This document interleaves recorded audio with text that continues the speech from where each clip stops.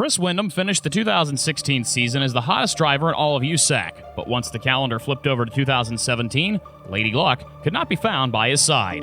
Through the first couple of races to begin the 2017 USAC AMSOIL National Sprint Car calendar, the Canton, Illinois native has managed just an 8th and a 16th place finish in the pair of races at Ocala, Florida's Winter Dirt Games. The latter race being especially deflating as Windom fell out of the lead after losing a right rear tire with just 7 laps remaining. Another flip of the calendar from March to April was all Windom needed, but it came along with a pair of events he had yet to tame. Saturday's sprint car event at southeastern Indiana's Lawrenceburg Speedway and the season-opening USAC Silver Crown Sumar Classic at western Indiana's Terre Haute Action Track. Welcome to USAC Weekly Rewind, presented by AMSOIL, the first in synthetics. First up on the weekend docket was the USAC National Sprint Car Midwest Opener at the Berg, where in almost a cruel way, Windom had finished as the runner-up on 5 different occasions during his career in USAC competition, including last fall's most recent stop on the Tour. But has been the case over the past couple of years in any type of car, any type of event, the race for victory is going to have to go through Chris Windom.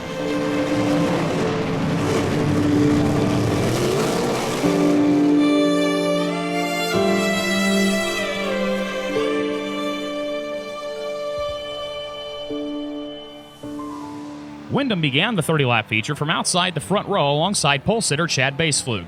But by the time the field reached turn 1 on lap 1, mayhem ensued as both occupants of the third row were wiped out in a frightening double flip.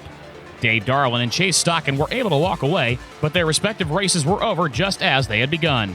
When racing resumed, Baseflug initially held the advantage into turn 1, but Windom answered with a big run down the banking off turn 2 to blast around the outside of Baseflug to grab the lead. Once clear, Windom shot away to a full straightaway lead by the time the caution flag fell for the slowing car of Carson Short on lap 9. With Windom's lead erased, the field was reset for the ensuing restart. Schoenberg was a rocket ship as he outdueled Baseflug for second in turn 3. Schoenberg's chase was now aimed at running down Windom for the lead, but the pursuit would end abruptly in a massive way as he biked it in turn 1, sending him into a violent series of barrel rolls before coming to a rest near the turn 2 wall.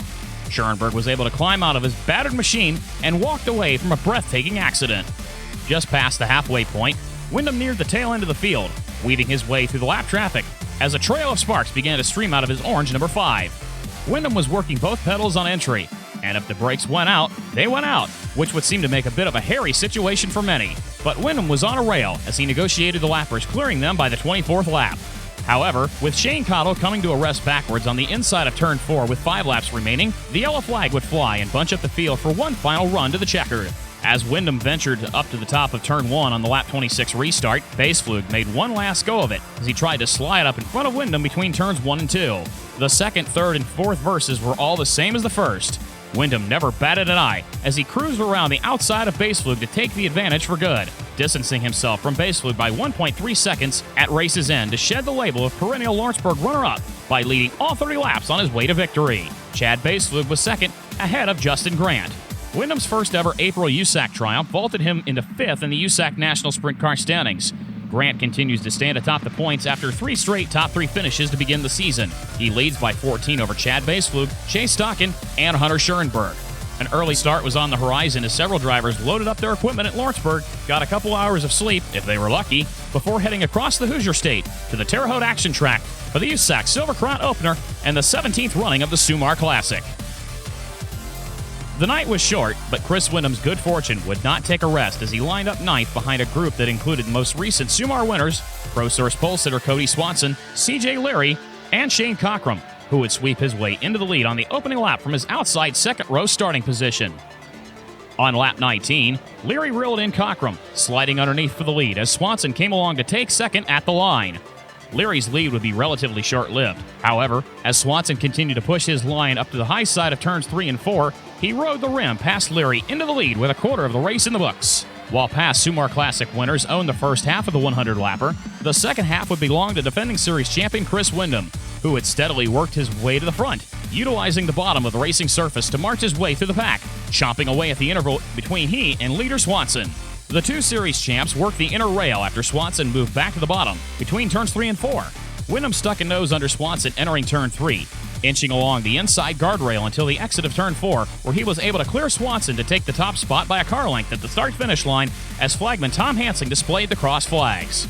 Windham had opened up a near-full straightaway lead over the new second-place runner Leary with two-thirds of the race in the books, while Swanson occupied third. And with 18 to go, Windham's lead had grown to 7 seconds, and the insurmountable advantage seemed unattainable for second on back until 8th running Bill Rose slowed with an apparent driveline issue to bring out a late race caution. With the field bunched up, Windham's lead was now gone as he would have to contend with defending race winner Leary in the closing laps. However, Windham was able to get a solid jump on the lap cars of Johnny Petrozelli and Joe Ligori standing between the front two on the lap 83 restart, thus allowing Windham to break away as Leary fought his way around the two to give chase. Windham and Leary worked the bottom lap after lap as Leary slowly but surely chipped away at the gap. By lap 92, Leary had sliced Windham's advantage to under half a second and was still closing. If you recall, it was at this juncture 1 year ago when Leary made the race-winning move for the win. But this year's lap 93 did not work in his favor as he began to lose valuable ground, and Windham started to distance himself from Leary once and for all. Windham withstood the challenge, taking the victory by just a tad over 2 seconds over C.J. Leary and Cody Swanson.